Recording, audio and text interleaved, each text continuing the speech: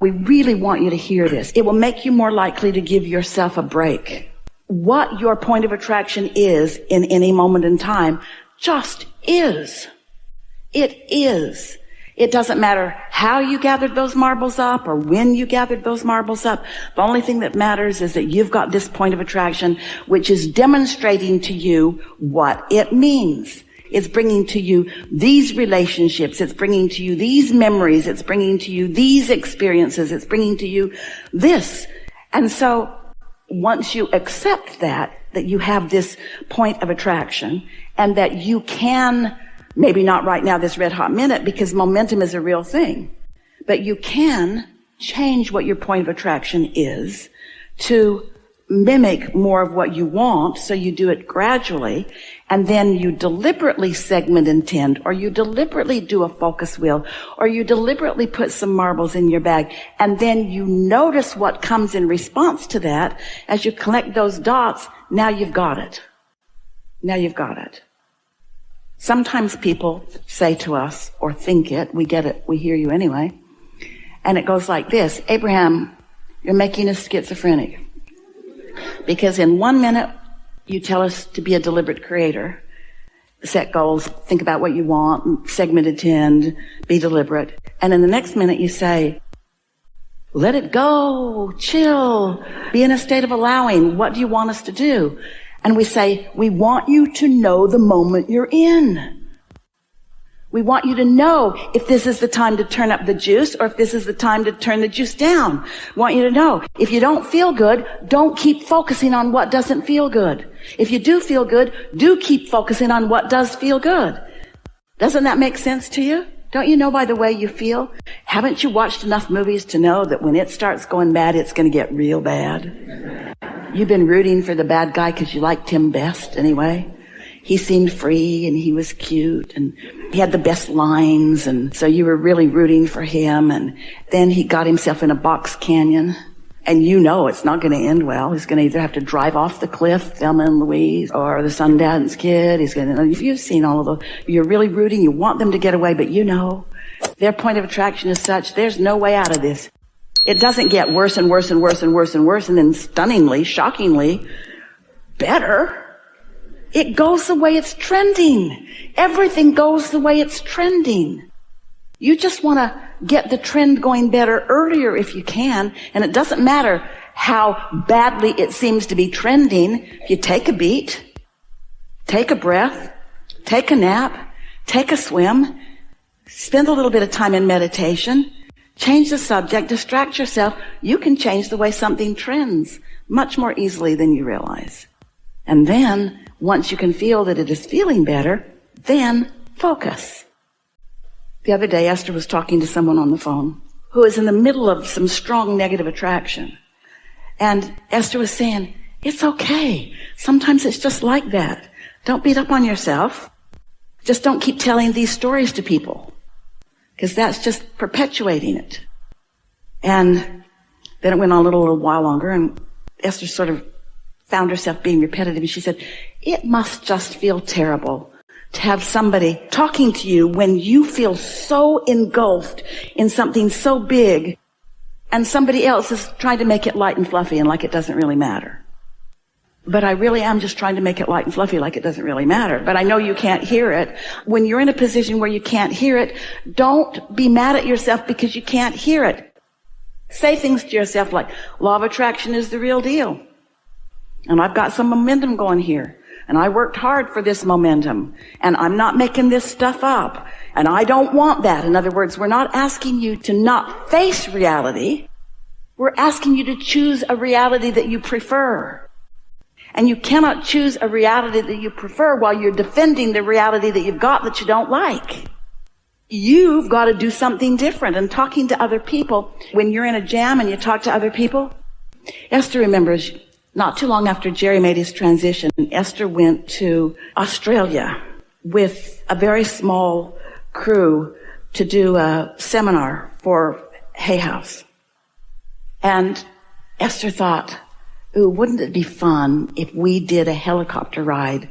Because Esther had done it before. So she spent some time online looking for the best helicopter. and the longest ride that went the most places. And it cost the most money, way the most money. But Esther knew what she wanted, and so she booked it. So they got over there, and they got in the helicopter, and off they went, and they had headphones on so that they could hear each other, and they could hear what the pilot was saying, and they could hear what was being said from outside to the pilot. And it was just way, way, way, way fun. And Esther knew this was to be a 90-minute ride.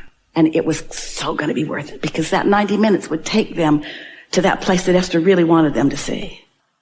And then she had the feeling that the helicopter was turning around in the sky, a great big. And Esther said, "Are we going back?" No answer. "Why have we turned around?" No answer. "Are we at the halfway point?" No answer. And Esther thought, I know you can hear me. Because I can hear you, and everybody else I can hear you. So he took them back and landed 20 minutes shy of what Esther's expectations were. Now, everybody that had been with her had the time of their life. They loved what they saw. They loved how fun it was. It was the nicest helicopter Esther had ever been in. It was the most wonderful experience for all of them. Not for Esther. Not for Esther. And here's the part that we really wanted you to hear. Esther was mad at her friends that didn't defend her. Why are you being so bright and shiny when we have been robbed of 20 minutes of pleasure? Don't you understand that something has gone terribly wrong here? Esther just couldn't let it go. Just kept dropping little things. Not one of them picked it up. Not one of them. It's like they've been listening to Abraham. And like Esther hadn't been. And so, we know. You feel the way you feel about things. In other words, Esther's justification was, well, I'm more invested. And it was my thousands of dollars that were spent. And it was me that spent the afternoon choosing this. Her expectation was stronger for what she wanted. So her disappointment was stronger when it didn't happen. But that's the thing that you have to figure out how to let go of. If you are justifying your disappointments, even when you're right, Esther was so right. That was so wrong.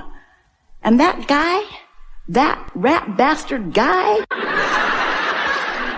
he did not offer one word of explanation because he knew he didn't have any legitimate explanation. There wasn't a hurricane coming. He had a full tank of whatever it is. He just saw all he wanted to see and he wanted to go home. At least that's what Esther decided it was. You get what we're talking about here? So here you are, living your life, and a whole bunch of other people are too. And if you're reacting to each other or wanting to elicit responses from each other, oh, you've got such a chaotic, mixed bag of what you're getting. But once you've figured it out, who you are, extension of source energy, who you are, seen and known and understood and adored by source energy, who you are, a creator who has explored and decided and put stuff in this vibrational reality. And just like the seed in the ground, it is in the process of becoming.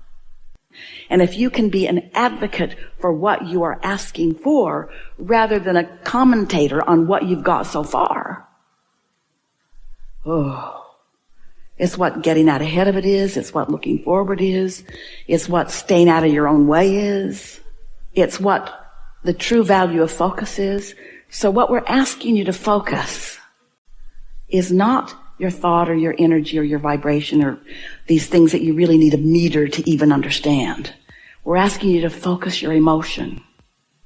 We're asking you to focus the way you feel to something that feels good as often as you can. Just the best that you can feel right now. And if taking a nap's the best that you can feel, do it. Whatever it is, do it. Follow that thing that feels the best. Feels counterintuitive to a lot of you because you've been trained. You've got a lot of marbles in your bag. There is no gain without pain. If it doesn't hurt, you're not making any progress. Who made you the creator of your own reality? The world does not revolve around you. So many things, so many bogus, flawed premises have been fed to you by people who didn't know, who thought they needed to control your behavior so that they could feel good. And you became an enabler to help them to try to control their experiences. But isn't this true?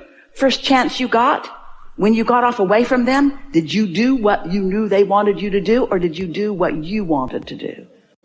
Depends on how conditioned you became, how much you calibrated to their idea of who you should be, and how much you're calibrating to Source's idea or knowledge of who you are. Oh, that was good. I wonder what my inner being thinks about this. You're only powerless because you're depriving yourself of it. Wonder how my inner being feels about this. And you know for sure, if you feel defeated, your inner being feels the opposite. If you're blaming someone, your inner being is feeling love. If you feel deprived, your inner being is feeling your abundance. Because it's two ends of the stick. That's why this calibration should not be a difficult thing to do. But it takes some explaining to so many who have been conditioned to believe that you are not good, that you are not perfect, that you are not creator, that you are not blessed. How many times do humans hear that you were born sinners? Really? Who makes this stuff up? Someone who needs you to behave differently for their benefit.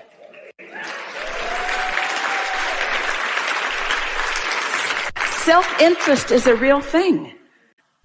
Self-interest is a real thing. And if we can convince you that your greatest self-interest is to be yourself, to be the lover that you are born to be, to live the prosperity that you were born to live, and the clarity and the vitality and the flexibility and the fun. And once you start calibrating to that, it doesn't take very much of you deliberately focusing and affecting your point of attraction and then seeing the results of it before you can come to the conclusion that you are blessed. And here's why we are so sure of this. Most people offer most of their output, their focus, vibration, energy, whatever you want to call that. They offer most of it as a result of what they are observing. So doesn't it follow that if you can deliberately drop some marbles in your bag so that you are deliberately activating your point of attraction, and then you get to witness what the law of attraction does in response to that? Now, isn't that the better it gets, the better it gets, observation, the better it gets. But you got to start out there with some real point of understanding your own guidance system. And that's really what your guidance system is doing all the time. Your inner being is not saying, oh, no. We've been telling you and you haven't been listening, and so now you're on your own. Your inner being never says, you have to live with the consequences of your foolishness. Your inner being never, ever stops giving you the information that matches who you really are and what you're most asking for. So here's the thing. You can't be the stage manager or the law of attraction manager. But what you can do is you can stand in your power and you can put easy existing matches into your bag of marbles. This is the bottom line of what you're all reaching for. You can, by understanding and focusing, you can clarify your bag of marbles, harmonize it with the power that is really you. You cannot get it wrong, and you never get it done. And the reason you can't get it wrong is because you never get it done. Now, don't you just want to go out and put deliberate marbles in your bag and see what happens? Not to control others, but to control your point of attraction so that the universe can demonstrate to you how blessed you are, how seen you are, how powerful you are? Yeah. Really good conversation. We would like to proclaim this as the best conversation we've ever had. The best conversation we've ever had.